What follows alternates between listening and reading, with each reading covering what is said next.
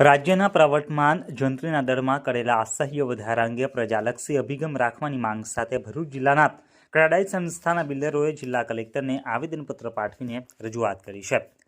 ભરૂચ જિલ્લા ક્રેડાઈ સંસ્થાના બિલ્ડરોએ સોમવારના રોજ જિલ્લા કલેક્ટરને આપેલા આવેદનપત્રમાં જણાવાયું છે કે ક્રેડાઈ ભરૂચ બાંધકામ વ્યવસાયના હેતુઓ સારું કાર્યરત છે અને શહેરના 75થી વધુ ડેવલપર્સ સભ્ય તરીકે નોંધાયેલા છે અને રાજ્ય સ્તરે અમારી વ્યવસાયિક સંસ્થા ક્રેડાઈ ગુજરાત સાથે તેમજ ક્રેડાઈ ગુજરાતનું ક્રેડાઈ નેશનલ સાથે સંકલન છે.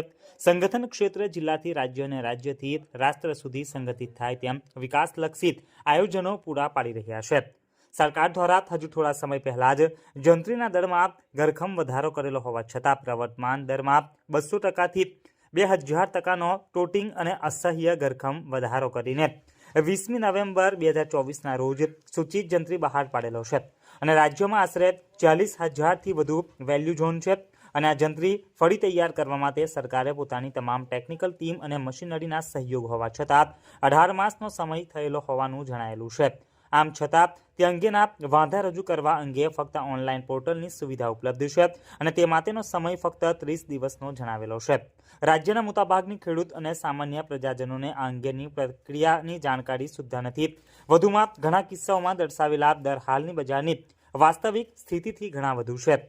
આ જંત્રી સાયન્ટિફિક રીતે તૈયાર કરેલી હોવાનું જણાતું નથી અને તેના અમલથી સરવાળે ખેડૂત, મિલકત ખરીદનાર, સામાન્ય પ્રજાજનો અને વિકાસકર્તા ઉપર વધારાનું અતિશય આર્થિક ભારણ વધશે, જેનાથી રાજ્યના વિકાસની ગતિ અવરોધાશે તેવું અમો સ્પષ્ટ માને છે. જેમાં વાંધા સૂચન રજૂ કરવા અંગે જાહેર કરેલા અંતિમ તારીખ લંબાવીને તારીખ 31 માર્ચ 2025 કરવામાં આવે.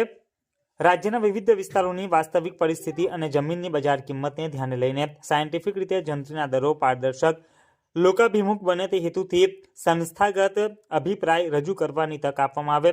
સૂચિત જંત્રીમાં દર્શાવેલા 2 ગામ કે 2 ઝોનને અડીને આવતી અલગ અલગ ગામ કે ઝોનની જમીનો અંગે દર્શાવેલ સૂચિત દરમાં ખૂબ જ અસમાનતા છે તેમ જણાવાયું છે.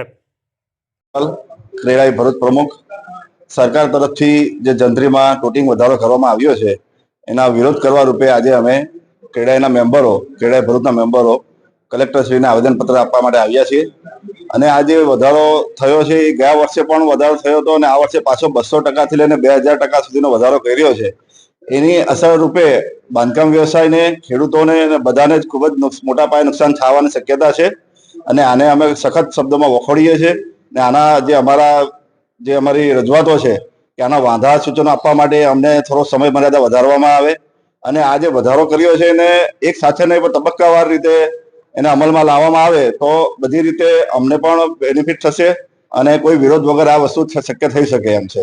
એટલે અમે ક્રેડાઈ ગુજરાત તરફથી જે અમને જણાવવામાં આવ્યું છે કે આખા ગુજરાતમાં આનો વિરોધ કરીશું અને સરકાર તરફથી સહકાર મળે એવી અપેક્ષા રાખીએ છીએ.